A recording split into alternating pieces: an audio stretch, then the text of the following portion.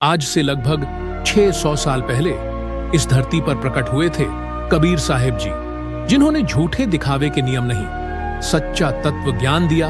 वो ज्ञान जो अंधविश्वास को खत्म करके सत्य की रोशनी फैला दे।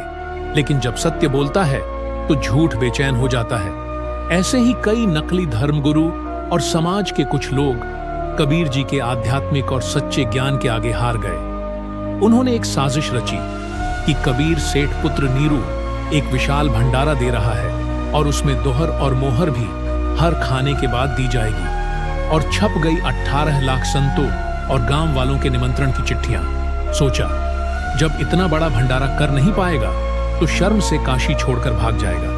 पर कबीर जी वो तो समर्थ परमात्मा थे, जिनके घर में किसी चीज की कमी नहीं होती।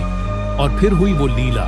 सभी साधु संत, बाबा, गांव वाले जो भंडारे में आए थे, उन्हें तीनों समय भंडारा, हर बार दोहर, मोहर, सूखा राशन भी दिया, जैसे सूखा आटा, चावल इत्यादि। पर अन्न भंडार समाप्त न हुआ, चाहे कोई 3 बार भंडारा करे या 4 बार। हर बार भोजन करने के बाद उन्हें वही दोहर मोहर दी गई।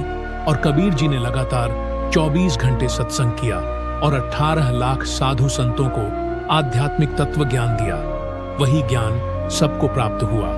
जहां सत्य होता है वहीं संपूर्णता होती है। यही लीला आज संत रामपाल जी महाराज कर रहे हैं, जो स्वयं कबीर जी का ही अवतार है। फिर से वही विरोध किया, जेल तक भेज दिया गया, पर सेवा रुकी नहीं। वही समर्थता, वही प्रेम अन्नपूर्णा मुहिम के जरिए गरीब को अन्न, बेघर को घर और हर इंसान को बराबरी का अधिकार। आज गांव-गांव, बच्चे, यहाँ तक कि मंत्री विधायक सब चिल्ला चिल्ला कर कह रहे हैं, एक भगवान ही सबके लिए इतना कर सकता है।